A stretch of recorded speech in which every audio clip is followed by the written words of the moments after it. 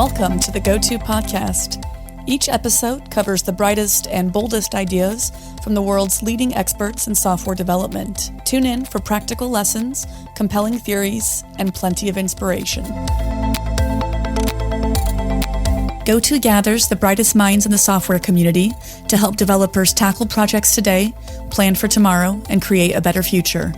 Stay up to date with the latest in tech through GOTO's top-rated events held online and in person in cities like Amsterdam, London, Copenhagen, and Chicago, and by subscribing to the GOTO Conference's YouTube channel, where you can find thousands more high-quality dev talks. Learn more at gotopia.tech.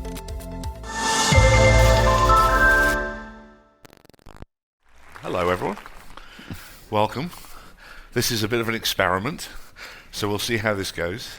This is a bit strange for me because I'm interviewing my boss. I'm not your boss. Rachel's your boss. Rachel's my boss, to be fair. Yeah, Rachel is also my boss. And an old friend, I guess, these days. So, welcome, Martin. Welcome to Copenhagen. How are you feeling so far? Pretty reasonable. Yeah, mustn't grumble. That's what we always say in Britain about that question. I guess I was thinking because obviously we've spent quite a lot of time together over the years. So I was thinking about what other people might want to know in terms of questions. So I guess, you've been involved in software engineering for a decent amount of time. I don't want to go into how many years now. Since the 80s. Since the 80s. So I think the first thing I'd like to ask is, obviously you were there at what became the birth of the Agile software development movement. Mm-hmm. Would you mind talking a little bit about how you got involved in that to start with, and what sort of got you into that group, I guess? That could be quite a long answer. That's fine. We have 45 minutes. Well, the first step in that really was getting involved in the object-oriented community. I wasn't so much involved on the programming side, at least not initially, but on the analysis and design side. I worked for one of the what was the Big Seven, I think, at the time, consulting companies, Coopers and Lybrand, or as I have since referred to them, Cheatham and Lightwam, which says something about my opinion of their approach to their consulting. But they got involved with this small company that was interested in doing essentially graphical modeling approaches. And that company talked a lot about objects and object-oriented thinking, although, as I came to understand it, they didn't really understand very much about object-oriented thinking. But that kind of got me into this world that grew at the time of object-oriented analysis design. There was a whole bunch of different approaches that sort of flowed into what became unified modeling language. But that was kind of my centerpiece. But in doing that, one of the things that I also realized is I didn't really understand. I didn't felt comfortable just operating at this diagram level. I also wanted to understand what the code did. Right. The diagram level was very useful in talking to non-programmers and helping to understand conceptual models, and that was an area I got very interested in.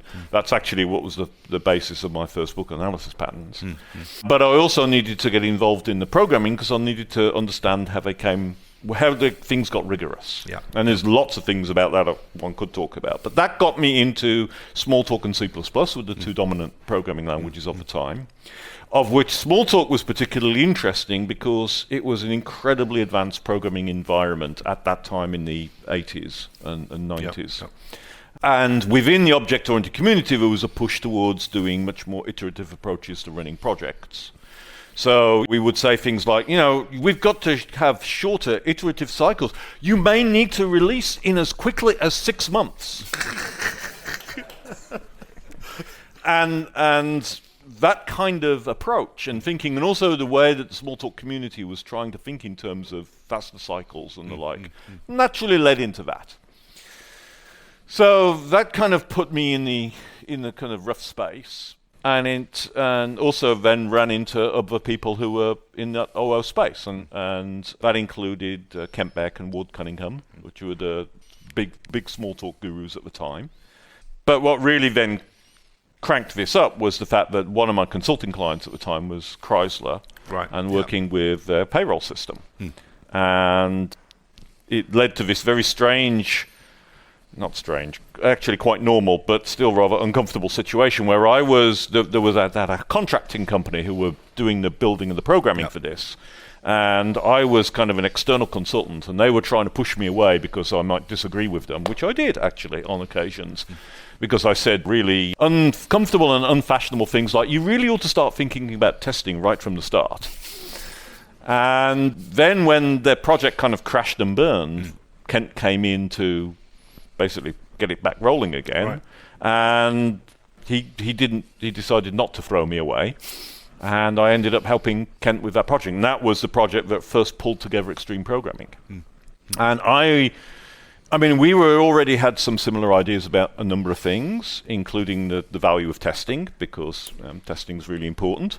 And we were interested in using object-oriented design and the like. But what was very different was his approach to design process. I still felt, in the sense, that you had to figure out a lot of things in advance. Up front. And then I was still thinking in terms of cycles, but we're talking about cycles of weeks and months rather than the kind of cycles he was thinking about. And I was definitely not comfortable with the idea of, well, you don't even think about it until you need to get to that need, the Yagni notion. Yep.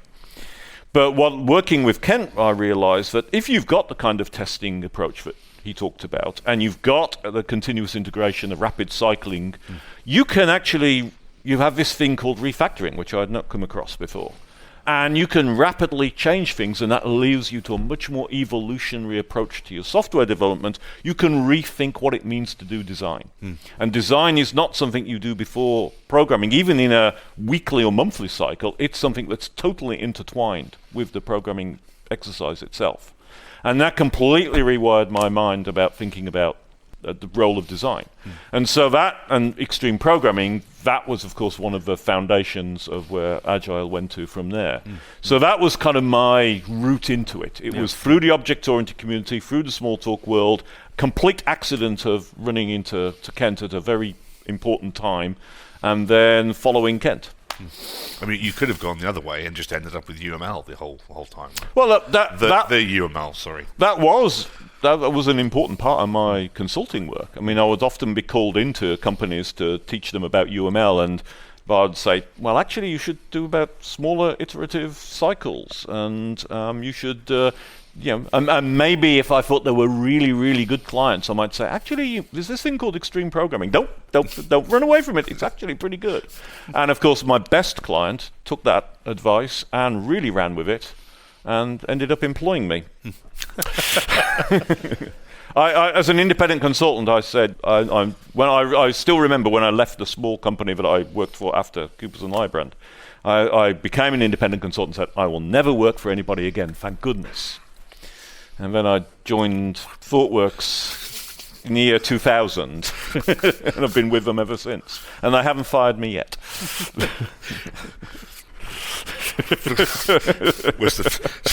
When's this going out? Who knows? I've been involved in the XP community for a long time myself now, and there are some things about XP that I still, even after being involved for such a long time, I still have questions about. And so when we talk about the Chrysler, when you talk about the Chrysler project. Stay with us. We'll be right back. What happens when two leaders who've built global fintech companies sit down to talk about the biggest challenge in payments? In this episode of Crossing Borders, Nima CTO and founder Yuval Givion speaks with Eagle Rotem, former CEO of Shift4 Europe, about why reliability in payouts is still missing and what it will take to finally fix it. Listen to the full conversation and step into the world of two fintech entrepreneurs. Thinking in particular about things like on-site customer present the whole time. Right. Was that something you actually had? Like, day to day was sitting. Very much so. One of the main business people who ran the whole the payroll operation, Marie, was very much engaged. In fact, a little bit too engaged in some ways because she worked herself too hard. Yeah. And she was actually. There's a couple of other people working with her. She was sitting. The whole point was she was sitting in the developers area with the developer team, so that there was a kind of we carved out. We had to really strong arm the cubicle police to change individual cubicles into this little team area. And the team area, the developers all had paired workstations in. This was very dramatic in cubicle land. And she had a separate little area just right next to that. And the whole thing was, if we had questions, we could just go up and say to Marie, how do you want this to work? How does this need to operate? And so she was very closely embedded, and her team was very much embedded with us, with the developer team. And that was very much a part of it. And that's actually a part of things that it still matters a huge amount to me, and it's one of these things that is lost in too many places where I hear people talking about Agile, is this fact that you need the business expertise right next to you, so that when you're sitting there and you think, oh, how does this thing need to work? Rather than puzzle over it yourself, you can just swing around or just walk a few steps and actually ask a person how to do it. And you need to be on first name terms with the people who are doing that. And I think that makes a huge difference. I remember talking to a team, and this was because of one of our client kind of situations, where we were doing some software for a business situation where there were 4 business users of this software. It was really important planning software, logistics kind of stuff. And there were 4 business people, and we had a development team of about 4 or 5 people. They had never, ever spoken to each other. All communication, this was client mandate, had to be done through a product owner. And by the way, there had been 3 product owners over the course of 6 months. It was almost if you want to completely torpedo a project, that would be a very good way of doing so. In fact, I once was on stage as a personification of the werewolf of software development. That's exactly what he would do, to screw that project over. Right? You want to be on first name with the people who are either using or commissioning the software, so that you can understand how things, because the best software is about the ideas coming from both places. It's about, they have an idea and you know about software, they know about the business, and you bounce ideas back off each other, and it's out of that interaction that the best ideas come. And if you break that interaction down, then you're really crippling yourself. And unfortunately, I hear so many Agile projects that do things like this company did, and throw an intermediary in the way. I remember a talk you did. I think it was with Dan North. With Daniel, yes, the Yawning Crevasse of Doom. Yeah, Yawning Crevasse of Doom. And I actually saw the degenerate case of this, essentially, where it was at a retailer, and they had a campus. It was an out-of-town campus, and they had the quote business folks who were the sort of controllers of the brands and the designers, and they were in one building, and there was literally 100-meter deep trench with a single bridge across it, and then you had all the developers and IT people on the other side of this trench, and it was like the physical embodiment of the Yawning Crevasse of Doom, which I think is a wonderful thing to see. I thought it was a wonderful thing to see, and likewise they never spoke. And I remember speaking to one of the controllers of one of the brands, very senior person in this organisation, and I asked them, how do you feel about working with IT? And she said, I feel completely alone. Yeah. But sometimes you see the reverse. I remember going to another client of ours, which was a bank in Australia, and they were doing a office move.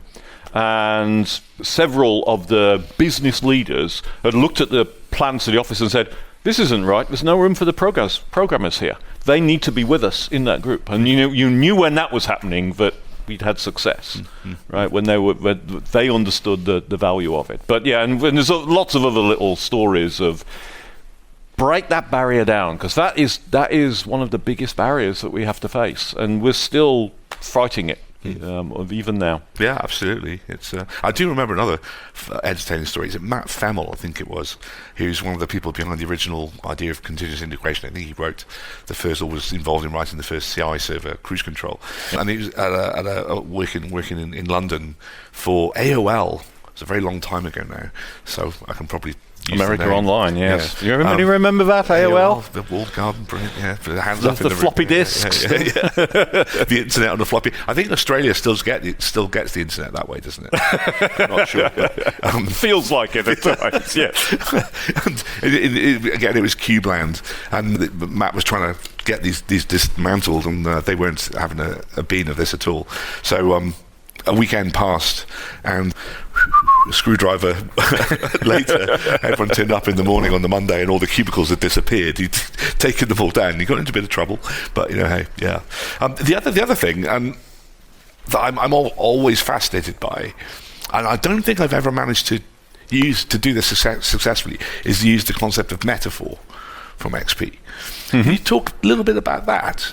Because I know it's a bit of a niche thing, but it's an interesting part of design. Well, at the original Chrysler project, Kent pushed very hard to have some kind of metaphor for the system, and we ended up with a metaphor was kind of like a factory. You had parts, and there were financial transactions, but they were parts and bins. So it was as if the financial transactions were parts and accounts were bins. And it kind of worked, partly because it was different mental model to what had been going on before. And so it helped people make a shift of saying, I've got to rethink my mental model. I'm not sure that I've not really seen metaphor work since. You're right, yeah. I'm much more of the ubiquitous language notion that Eric Evans says. We need to find a language that the business people use and the technical people use, and we need to have people speaking that same language, which is not going to be a case of just listen to the business language. You need to construct a rigorous language that both will understand, because the natural language has all sorts of little inconsistencies and things that we can smooth over in our day-to-day understanding, except when we don't. But the computer can't deal with those, at least pre-AI what's it stuff it can't. And as a result, we need that ubiquitous language greatly helps communication. I mean, the goal should be that in many ways that you should be able to have a business person can look at your code for a particular part of a system and have at least a rough idea of what it's doing. Right? They won't fully understand everything, but they're going to look and sense, I kind of feel, the words look familiar, the vocabulary looks kind of familiar.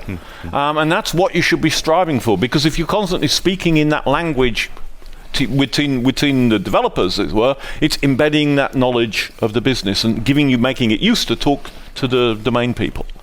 But so I'm much more in favour of that rather than the metaphor idea. I think it kind of worked in that one case, but I'm not sure that it was more generalisable. Although it was very interesting to think about, of course, the role that metaphor plays in understanding and learning, as was raised this morning, and to what extent that can sort of play a role as well.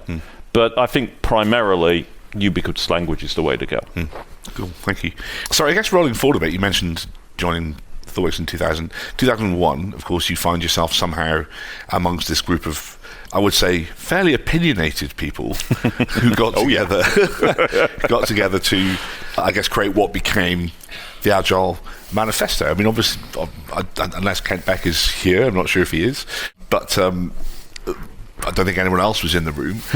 Could you talk us through a little bit about what happened in that workshop? It's amazing how little I remember of it, really? actually. Okay, this is a very short answer to a question then. But. I mean, I can remember some of the setup to it, because Kent organised a extreme programming get-together about a year beforehand in middle of nowhere, Oregon, which is where he was living at the time, and invited a whole bunch of people, many of which were heavily involved in the extreme programming community, but some were more adjacent, like Jim Highsmith, for instance. Yeah. And at that time, extreme programming was really leading this wave of new lightweight methodologies, because we didn't use the term Agile at the time. And one of the questions was, people were looking at what Kent was doing and saying, we really like a lot of what you have, but we don't like all of it. But we still, there's some similar ideas, and the Scrum folks, and what Jim Highsmith was talking about. Should extreme programming refer to this broad notion of these lightweight approaches, or should it be very narrowly focused on what Kent was focused on doing? And it was during that meeting that Kent said, no, I want this to be the narrow focus, because I want to concentrate on this particular thing that I am pushing. So then that question is, well, what of the broader thing? And so that led to folks looking to organise a broader thing that was looking to bring in folks like the Scrum folks and into a separate workshop. There was some argument about whether it should be held at Anguilla, because Big Dave Thomas wanted to be involved, so he wanted it at his house. But Alistair Coburn insisted on it being in Snowbird, because he didn't want to travel all the way to Anguilla. So he said, let's have it near Salt Lake City. And for whatever reason, Alistair won out. We preferred the snow to the warmth for some reason. I don't know what it was. More skiers than divers.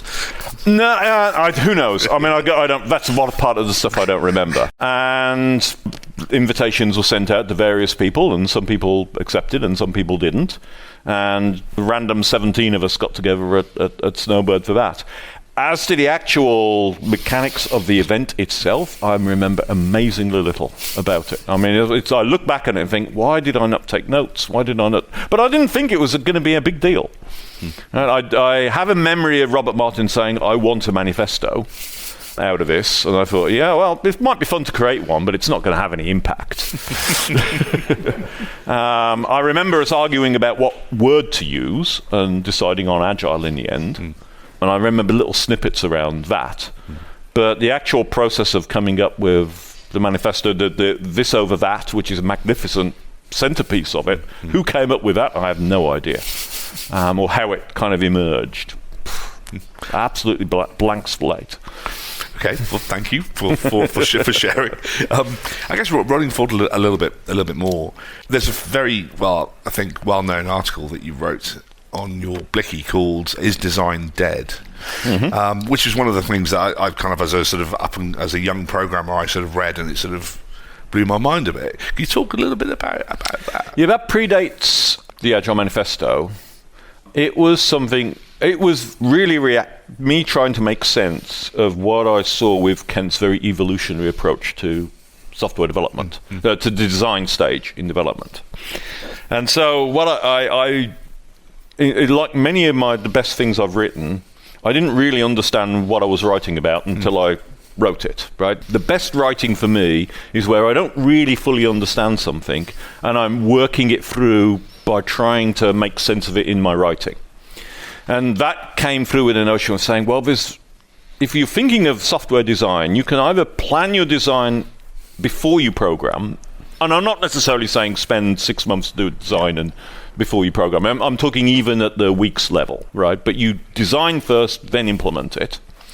Or you can kind of do what bad people do and just kind of mix up the design and the programming as you go. And I said bad people because a sense of, well, you're not really thinking it through properly in that sense. But if, on the other hand, you have an environment that makes that programming and design work together, and so what do you need to do that? You need the testing. You need a language and environment that allows you to construct things, which object orientation gave us, particularly one that allows rapid change, which Smalltalk gave you. And of course Java was coming up at that time as well, and it's not Smalltalk, nothing is, but it was certainly better than what you could do with C++. And if you're working in a team, you need to be able to integrate with other people so that you're not going off on different paths. If you've got those kinds of things to go together, then you can make this process of designing and programming together work. And what's more, it's then become, you can actually use the programming as a feedback system, because what you can't do when you're drawing on a whiteboard is test that whiteboard out, other than mentally, this is how I imagine things would work. And what we've found again and again and again is that once you actually start writing the code and get the computer to execute, it does things that you weren't expecting. Unless you're some kind of brilliant level that I'm not. I'm always, I told it to do that, and that's the consequence. Well, that's wrong, isn't it? But you can use that cycle. You can use that cycle to actually improve your design process. And then when you start doing that, you begin to realize, I don't necessarily need to cover all the cases that we might run into until I actually need to hit that case. Because if I'm doing something, I'm never backing myself into a corner. I can always move it because I know the refactoring and I have the tests as a base, and I've got a flexibility. There was this notion in the time that once you started writing code, it was like pouring concrete. You could not change the system once you started coding it. And what these techniques gave you was the ability to make that design become an evolutionary thing. And of course that then leads into the whole evolutionary architecture, which other colleagues of mine here have written more about. But it all comes from the fact that you can change your attitude to design. And that's what is design dead. It was to say, no, it hasn't died, but it has changed significantly. And the way you think about design has to change. And that was what the thing was just working through that thought, which to me is very much at the heart of what matters in Agile thinking. But of course, one of the problems is that if you take the Agile moniker and you don't do the technical practices that support it, you're going to not experience that thing. And that's, of course, what happens with a lot of the flaccid scrum, as I call it, or even worse things that we can say around SAFe, where you're trying to go through the motions on the business side, but without the technical practices, you can't actually move the code base in that kind of way. And then, of course, you have other practices that come across it. Like one of the biggest barriers that we faced right on that very first work I did with Thoughtworks was, well, what happens when you've got a relational database? Because we may be able to flex the code, but there's no way you're going to flex the data. Fortunately, we had a secret weapon. He's called Pramod Sadalji, and he figured out how to flex the data. And once you have that, okay, I can evolutionary design on the database too. And Pramod saved the day. And those kind of steps help bring you forwards. I often think, actually, he wrote the book Refactoring Databases, was yes. it? Which is in your signature series, Which is, I don't know if people in the room have come across it. It's one of these sort of lost masterpieces in some sense. It's not that many people have seem to have come across it or read it, but it introduces a lot of very interesting refactorings for it basically means that you can evolve the database design and schema, and even a live database with live data in it, in the same way we can evolve the code. We use it a lot at Thoughtworks, but I hear that outside it's not as well known, which is a terrible shame. And Pramod really did make one of the biggest leaps forward, I think, by developing that. And he ought to be better recognized for that, because it makes, if you're working in data-intensive systems, being able to evolve the database and it doesn't actually, schema is huge. It doesn't actually relate just to relational databases, does it? Because there are absolute parallels with parallels in lots of other database stuff as well, because schema migration and being able to migrate the data as well is crucial, because that's what's hard. I mean, it's easy to change the schema, but you've got to move all the data in an operational system at the same time. And once you've figured out how to do that, then you can really motor. I think at this point, I'd probably like to open up to questions in the room. So if anyone's got any questions, we're going to get... We need to get them on the mic because it's being recorded. Yes. So we need to do it that way. So I wanted to ask about the customer notion that you mentioned earlier regarding also the involvement in the Agile manifesto and so on. What do you have to say about currently most of the companies, at least that I have seen, the customer is not there because maybe the product is like an enterprise customer. They have like 100 or maybe 1,000 of them. The only relation to the customer is through the product owner and whatever he's doing on his side. So what sort of like... opinion maybe on that, or how to deal with that given the Well, I mean, the way I look at it is the customer is people who understand the business side of things, and part of the trick is to find out where do I get a representative customer group that can be deeply involved in the project on a day-to-day basis. And it may involve, if you're in an enterprise organization and you've got a bunch of users, you find some of those users and say, let's get one or two of them involved and do something like that. Or somebody who is understanding the overall business process and looking to how the business process should develop and change in the future. Get them involved directly. That's really what I'm talking about here, is you want that people with the knowledge of the business.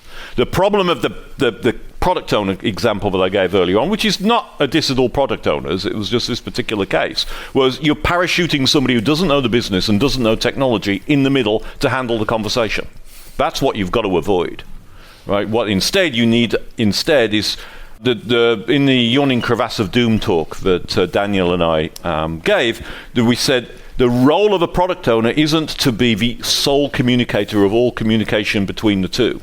It's instead to say, okay, I need to bring this person from the business side and this developer together to have a direct conversation. So that they're acting as a bridge to enable conversations to occur on that bridge, rather than being the communications conduit.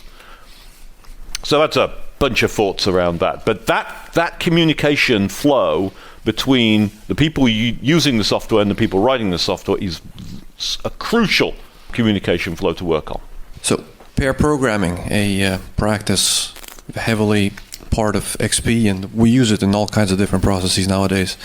Do you think if you do a lot of it, does it select for extroverted developers to become more senior and more successful? And is there a way to have practices around pair programming or just separate other practices that include a lot of great minds that are more introverted or more anxious to deal with people in general?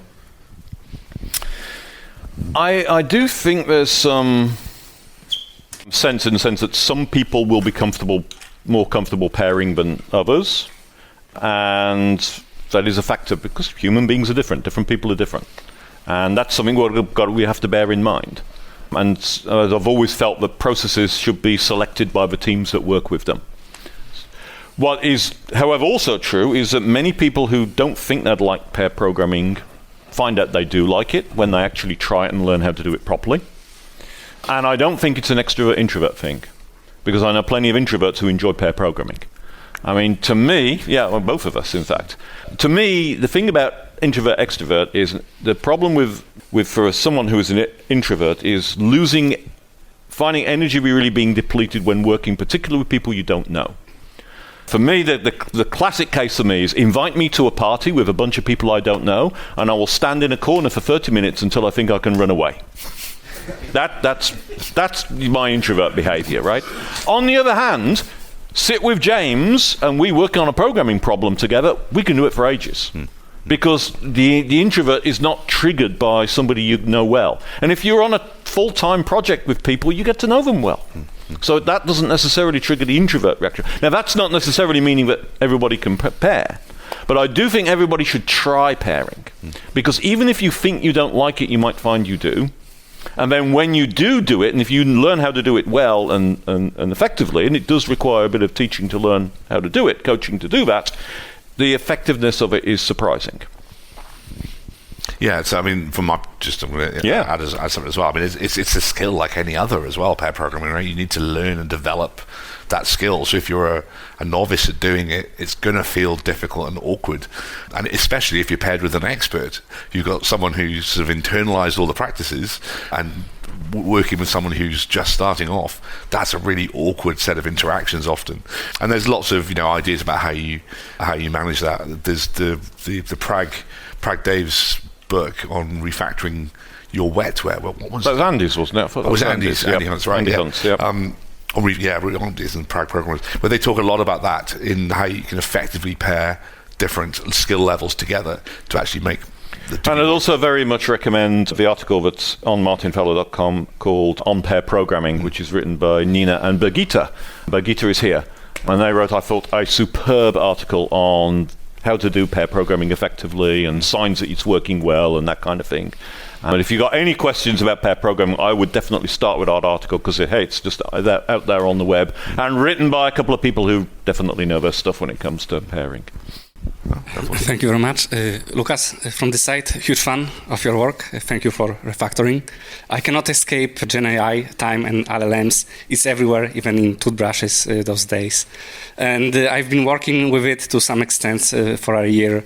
I am chapter away from finishing the book, and I know that it cannot summarize. It's hallucinating so much that it made me better writer and developer because I don't trust it to such a degree that I basically check every sentence, what is it throwing at me. But yet I see at the conferences this proverb, trust but verify. After 1 year, I say don't trust and verify. So I'd like to raise awareness about this sentence as you, faces of the IT industry, to think more carefully about it. What's your thoughts? Thank you very much. I mean, it's something that we are still learning about how to use effectively. I'm less interested in its ability to generate code, more interested in its ability to analyze a lot of information and get you started towards looking at it.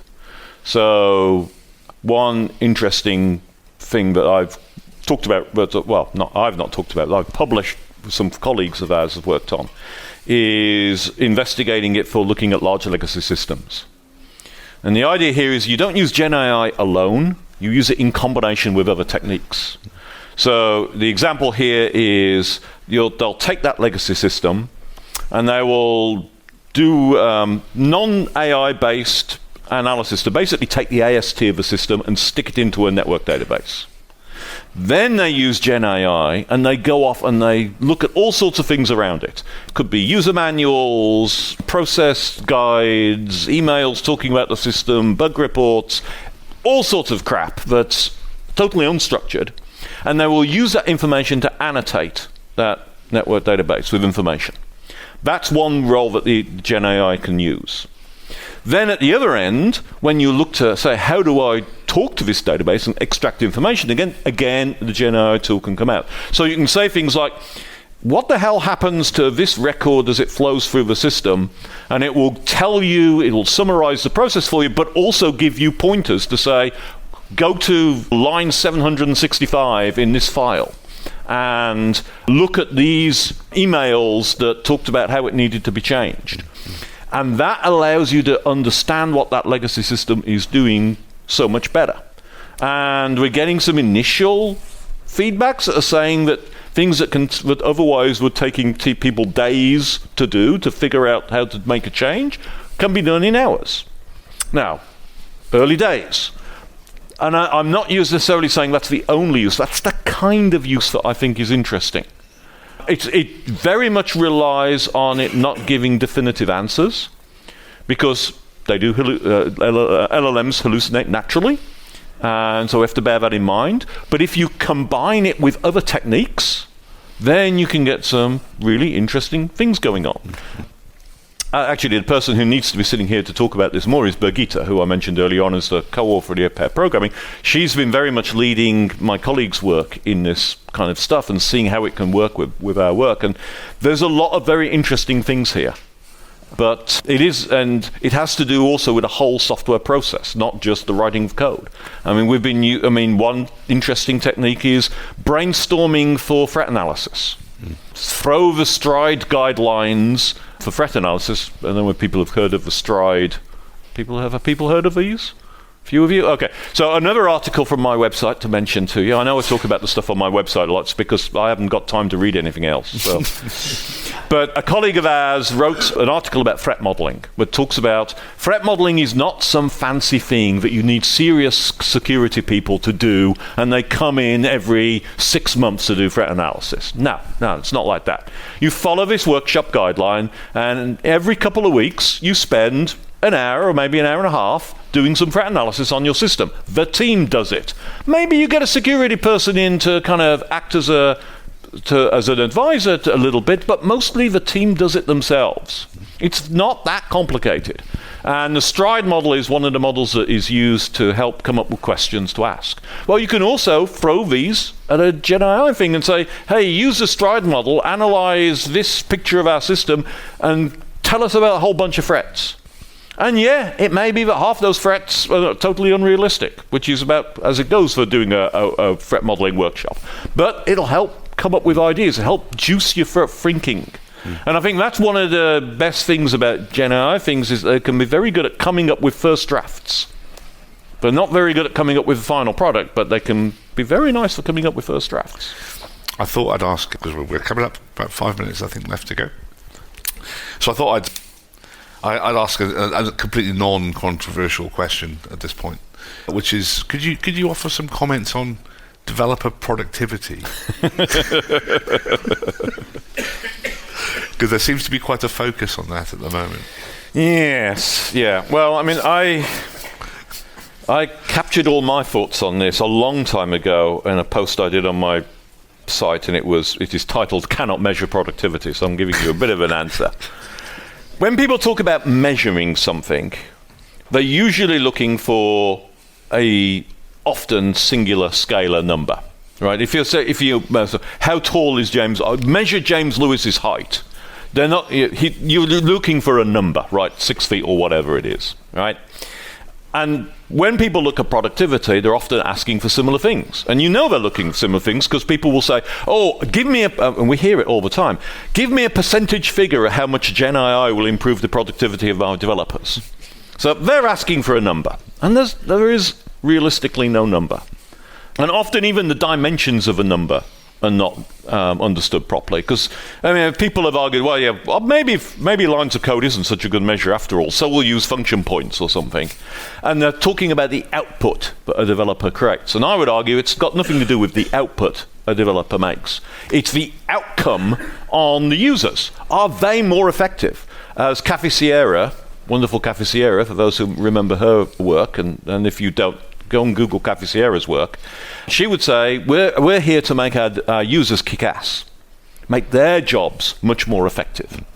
And that's what productivity measure should be based on. How is our users' lives made more effective and better and more efficient by our work? And if that means I can write 3 lines of code over the course of 6 months, but they really help the user kick ass, that is way more effective than somebody who works hard doing something. Because the skill, of course, is figuring out how to write those 3 lines, right? So, in broad, productivity is actually a much more multi-layered thing. And I think some of the best work that's been done on this is Nicole Forsgren and the space stuff, and do take a look at that. It's not quantitative. It's certainly not a single number. It's something that involves a lot of ways of looking at things, many of which are non-quantitative. And in particular, it's got to be based on how we're making the users of our software more effective, because that, in the end, is what matters. There's been a lot of disquiet in the industry about Agile recently. A lot of people saying maybe it's reaching its end.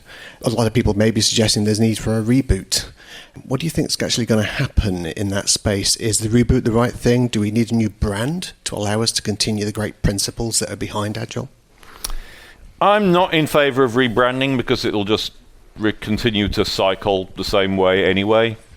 I mean, I would argue we haven't actually got started with Agile in most places, because a lot of what is done under the name Agile is a long distance from what either the 17 of us or just what we operate and do. And so my goal always with the Agile manifesto stuff and advocating for it since has not been to necessarily say the whole industry is going to do this, because I'm realistic in my expectations, but to make it safe for those who can to do. I mean, I remember in the early 2000s, we really, really struggled at Thoughtworks to be able to work the way we wanted to work. And what I've always hoped is that we could actually get to the point where saying, no, you should work the way you work because you're clearly very effective at doing that. And that should be the goal, is to make it as able to work in that way. Agile is not necessarily the best answer for every situation anyway. Most things are contextual. But it's been the context I've got so familiar with that I've now kind of collapsed in a bubble. But the biggest problem we have is not that the difficulties that Agile has, it's how hard to teach people to do it well. And if I have a single reference, and it's not going to be something on my website for once, to knowing how to do Agile, I really recommend The Art of Agile Development by Jim Shaw.